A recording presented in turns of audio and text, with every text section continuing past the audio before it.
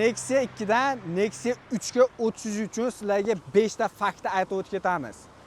Birinchi fakti do'stlar ABS bo'ladi. Qaranglar do'stlar, hozir juda ko'rinmayapti qattaligini. Ha, mana bu yerda ABS bo'ladi. Birinchi fakt. Ikkinchi fakt do'stlar, jicha og'ir bo'lsa atak rol tepaga pastga chiqib tushadi. Uchinchi fakti esa elektronik bokovoylar do'stlar.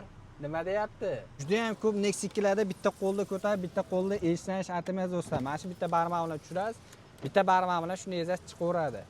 Umuman qing'ir qiyshiq narsalar bo'lmaydi. 5-fakt esa do'stlar, qishda so'qatga ketyapman demaysizlar. Nimaga? Chunki bu komfort jihatdan Nexia 2 ni haqiqatda orqada qoldiradi. Do'stlar, bu yerda Nexia 2 ni yomonlash, Nexia 3 ni maqtash emas, prosta nima edi? Kayfiyat ko'tarish uchun hamda sizlarga qiziqarli bo'lishi uchun shu Nexia 3 haqida o'z fikrimni aytib o'tib ketdim. Bu video yaqinda internetda ko'rib qoldim. Nexia 3 hamda Nexia 2 haqida ko'pchilik kommentariyalar yozib turib videolar qilishyapti. Shuning uchun o'z fikrimni aytib o'tib ketish uchun video qilib qo'ydim. Ikkalasi ham zo'r mashina, ikkalasi ham meni o'zim yoqadi. Sizga qaysi biri yoqadi? Kommentariyada fikrlarni qoldirib. Lekin haqiqatda tan olish kerak, Nexia 2 dan ko'ra Nexia 3 komfort jihatdan anchagina kuchliroq. Lekin razyon jihatdan haqiqatda Nexia 2 ancha kuchliroq. Tan olish kerak. Biro olsa, ama gap bo'lishi mumkin emas. Malibular ham dam beradi. Fikrlarni qoldiringlar.